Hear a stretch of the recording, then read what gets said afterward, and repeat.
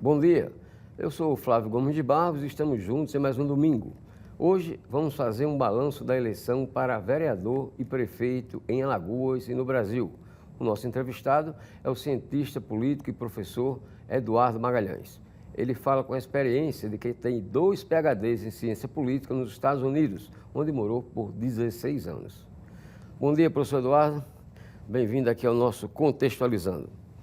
Para começar, eu gostaria de saber do senhor na sua avaliação, qual foi o grupo político vitorioso nessas eleições que ocorreram no domingo passado aqui em Alagoas. Sem medo de errar, o grande vencedor é o Grupo Calheiros com o governador Paulo Dantas. Eles elegeram mais de 80 prefeitos. Nem a retumbante vitória do prefeito JHC em Maceió pode soar como uma ameaça à força e ao poderio dos calheiros, principalmente na eleição de 2026. Foi a força gigantesca que apareceu, foi, sem dúvida alguma, o MDB elegeu 65 prefeitos. 65 prefeitos.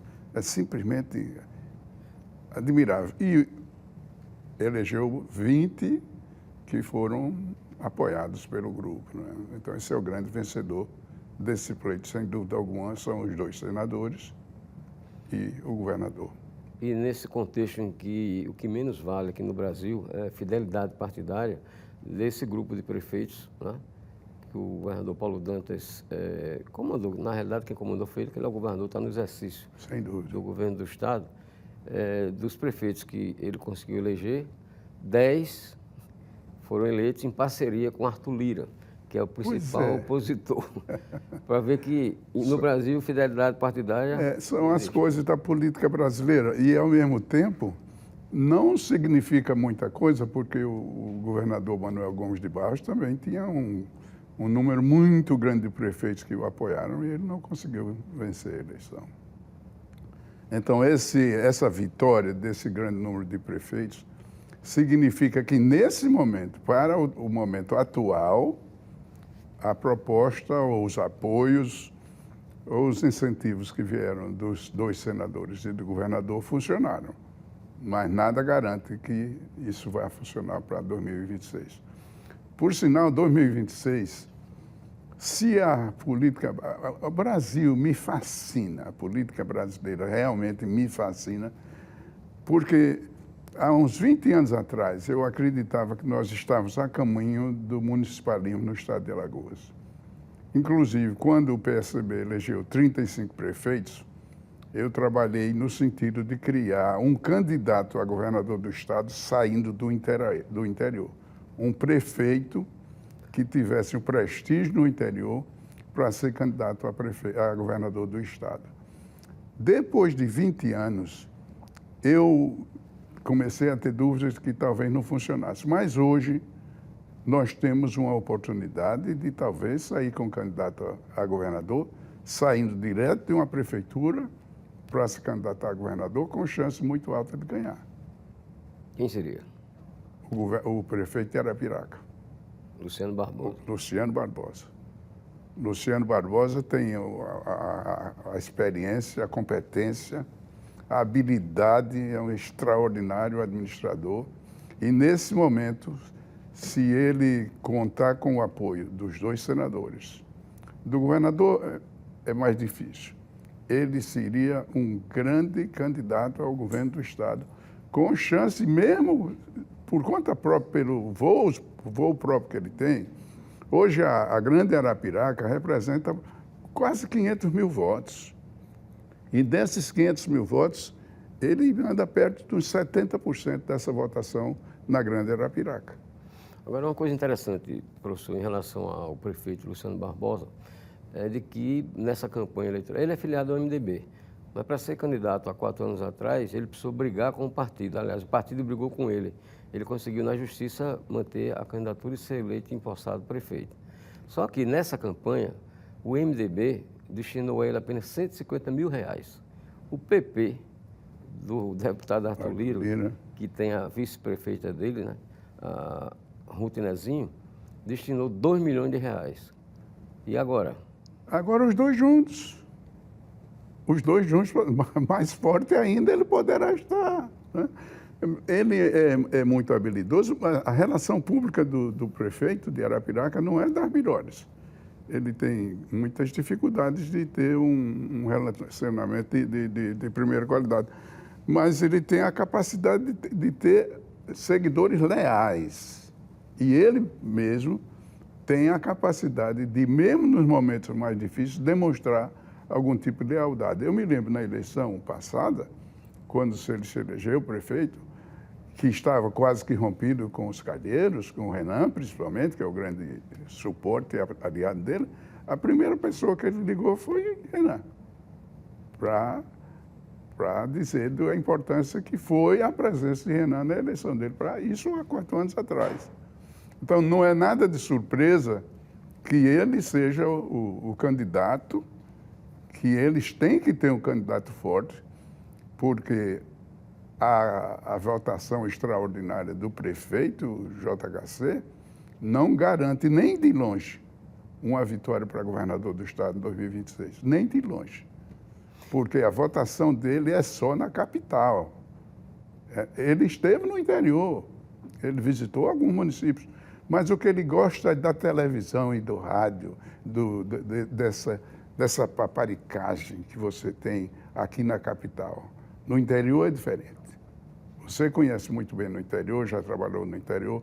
A relação política do interiorano é muito difícil, muito diferente da relação política da capital. E o prefeito JHC, ele é um metropolitano. A sofisticação dele é de grandes cidades, é da capital.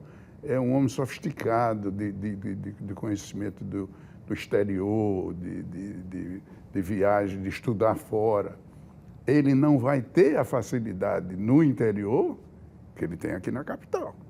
Um exemplo do que o senhor está falando é de que o prefeito JHC foi eleito com 83,25% dos votos.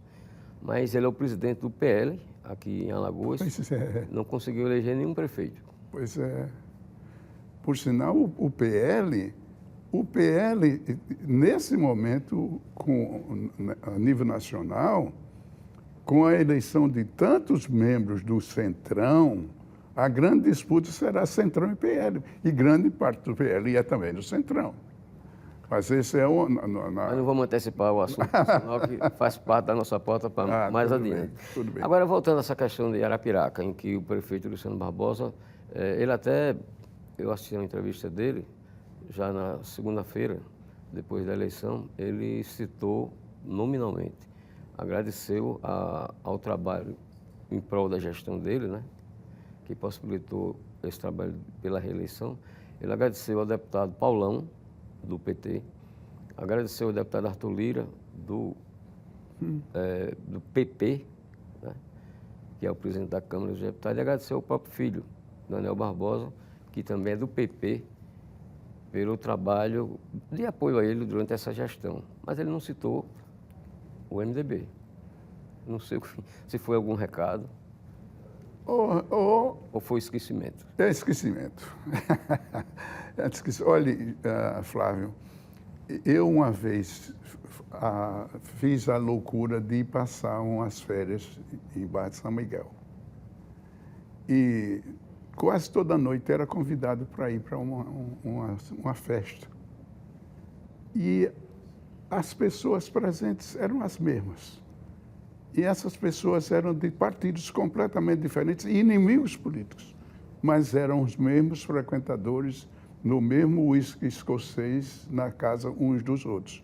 Só mudava o anfitrião. Só mudava o anfitrião, exatamente. Ou seja, a política alagoana é muito difícil para ser entendida. Então, essa salada extraordinária de apoios do governador, do prefeito Barbosa, do Luciano Barbosa, não é surpresa nenhuma, absolutamente. Ok, nós vamos a um breve intervalo. Daqui a pouco a gente volta nessa entrevista com o cientista político, professor Eduardo Magalhães. Até já.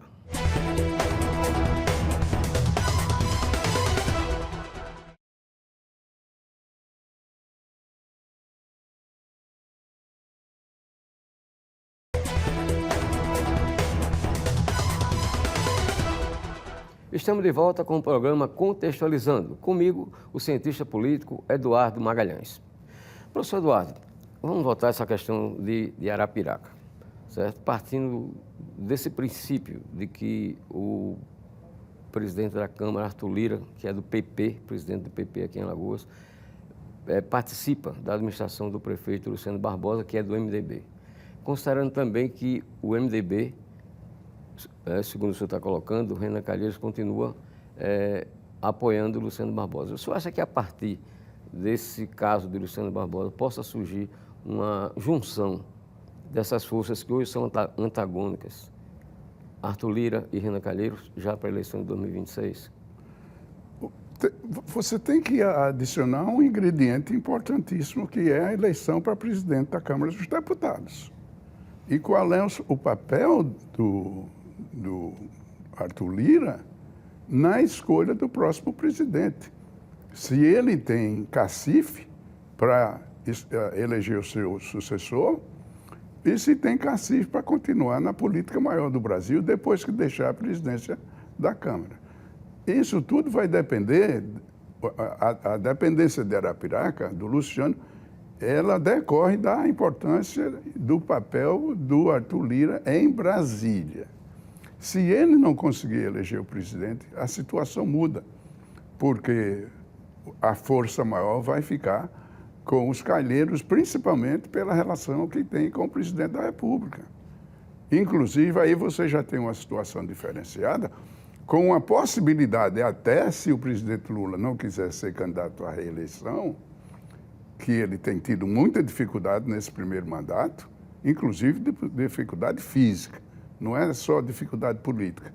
Ele poderá muito bem resolver não disputar a eleição, e um candidato natural, sem dúvida alguma, é o bom ministro Renan Filho.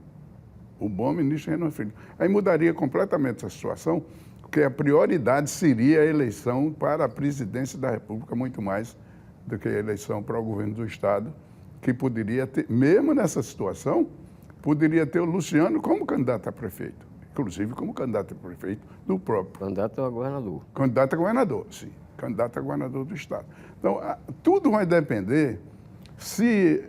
É porque a força do Arthur Lira, ela é disfarçada, ela é escondida, ela é misteriosa, mas ela sempre está presente. E ela é uma força grande. Ele é de uma habilidade incomum, sair de Maceió e se tornar a força política que ele se tornou, sem dúvida alguma, é de um mérito extraordinário. Professor Eduardo, vamos agora mudar o polo. Vamos para o lado inverso. Na sua opinião, quais foram os principais derrotados politicamente em Alagoas com essa eleição? Olha, o grande derrotado é o PSDB,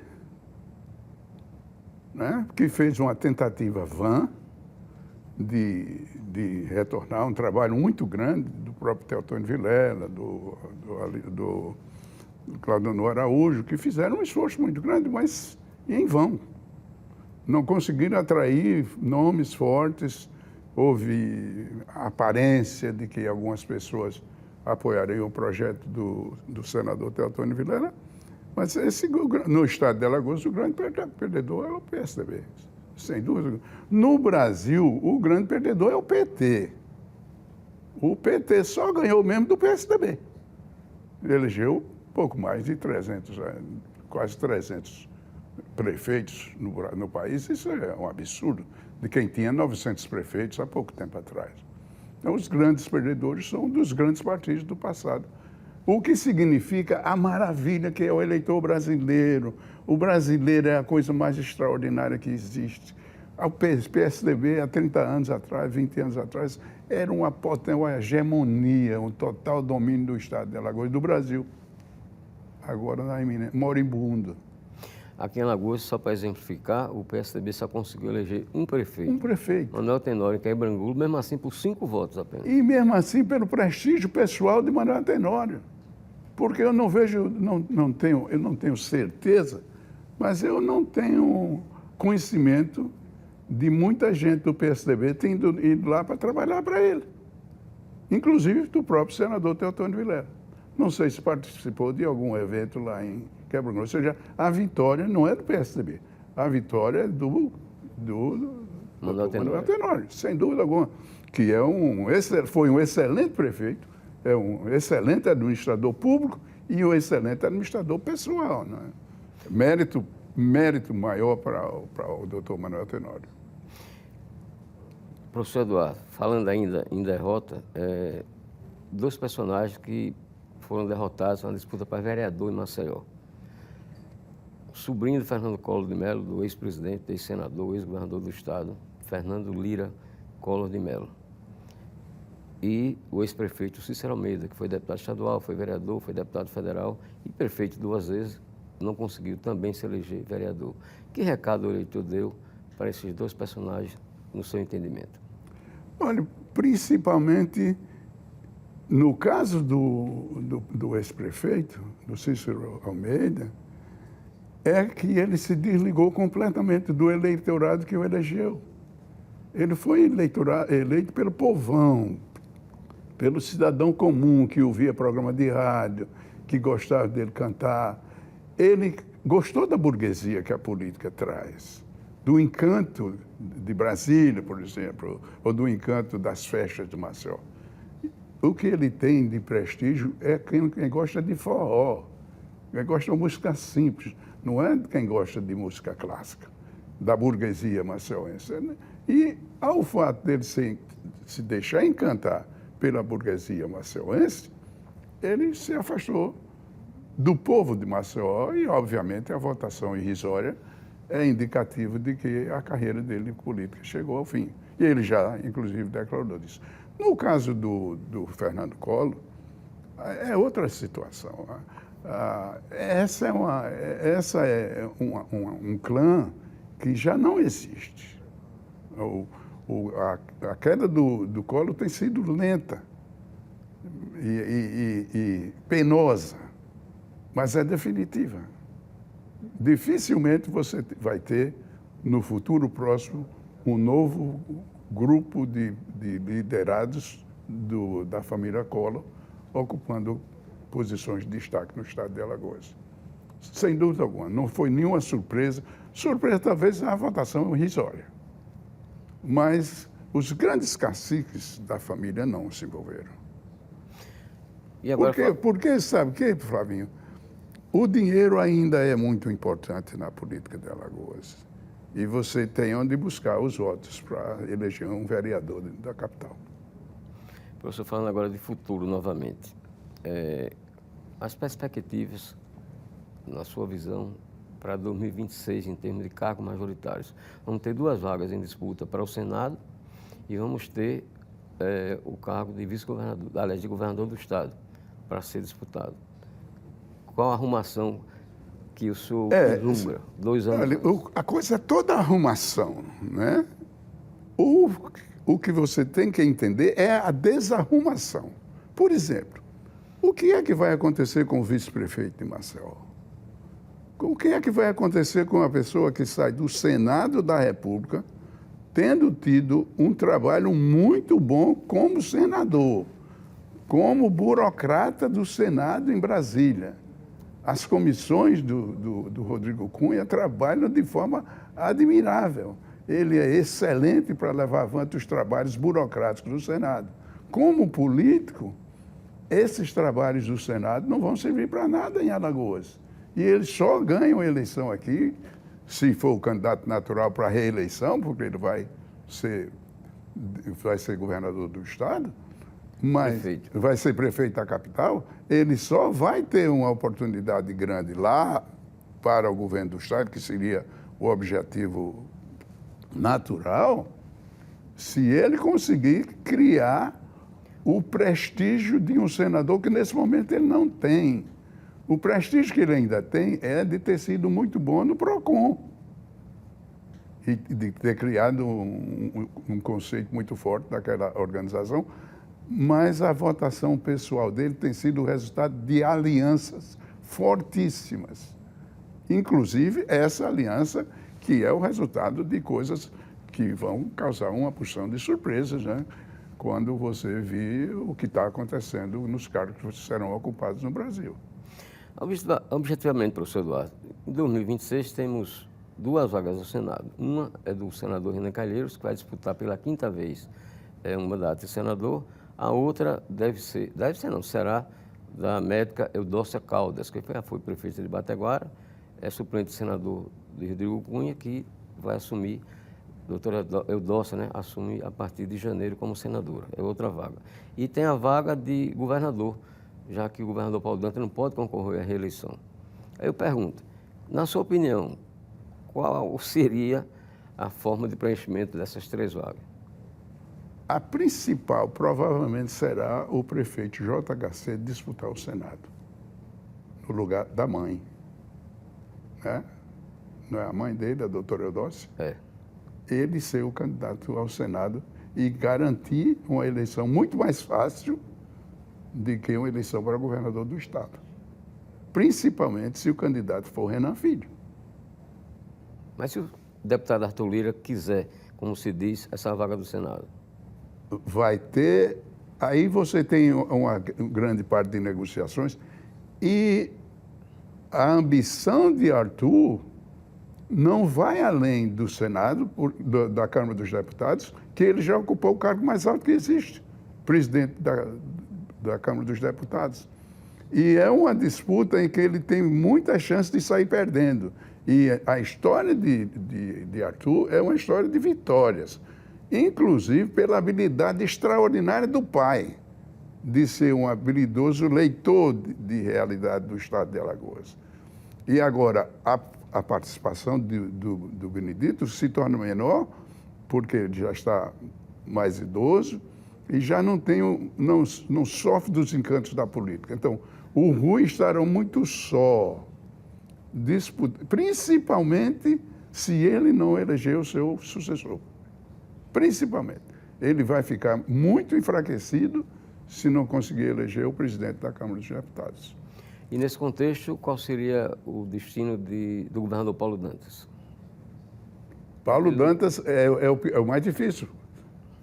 Paulo Dantas é o mais difícil. Paulo Dantas tem feito uma administração boa, graças, primeiro, à continuidade, é uma continuação de uma boa administração do governador Renan Filho. E segundo, porque nunca houve tanto dinheiro no estado de Alagoas como é nesse momento.